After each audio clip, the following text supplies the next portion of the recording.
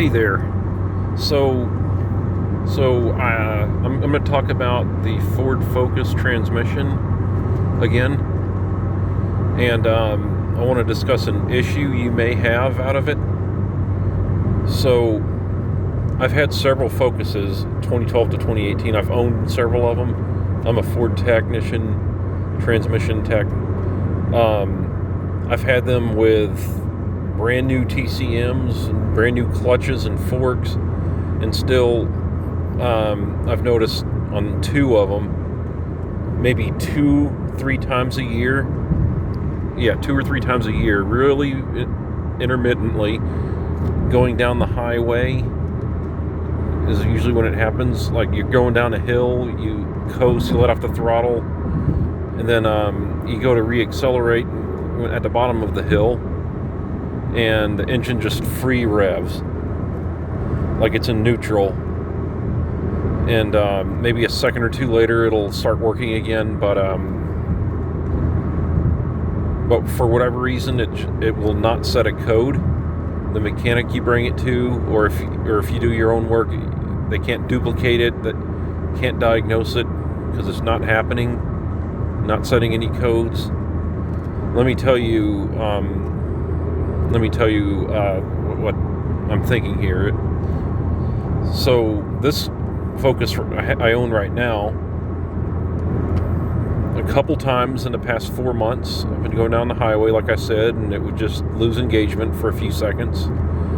And the forks are brand new, the clutch is brand new, TCM's brand new. I mean, you can go by process elimination here. The last thing would be the clutch actuators.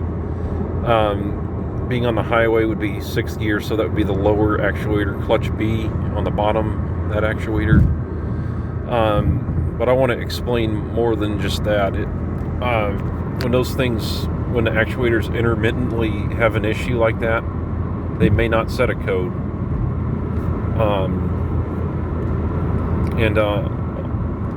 Well, let me point out also this one had a clutch B fork that was seized on it, and what I've seen when the fork seizes is it can cause damage to the actuator. It can put a little burn mark on the windings in them, which they're just 3-phase DC motors. That's what the actuators are, and very intermittently may not work properly, and it won't set a code. And when it can engage, when the winding in the motor is not allowing the right amount of electricity to go through. I'm not an electrician. I'm just, based on my understanding, that's how I can explain it. When the motor's not being able to work properly, it's not going to be able to hold that clutch fork where it's supposed to be, and the pressure of the clutch is going to push that or recoil that motor back to the neutral position, and you won't have engagement. So if you're in a similar boat, similar situation, consider the actuators. They're cheap and they're very easy to replace. If you or your mechanic can't duplicate it, if you turn the clutch by hand and it feels just fine, there's no shudder, the transmission's just great, other than occasionally it does that, consider the actuators. I do have a video on replacing the actuators that you can reference if you're not sure how to do that. If you can't find it, just let me know. I'll post it in the description. Consider that. It's a very good place to start in that situation. When they fail really badly, they can set a code. And a way to diagnose if it sets a code, you swap the locations of the actuators, take the bottom one, bolt it to the top, and they're the exact same part number, so do that and clear the codes. So being the same part number, they'll work in either position. See if your issue transfers to the other clutch actuators.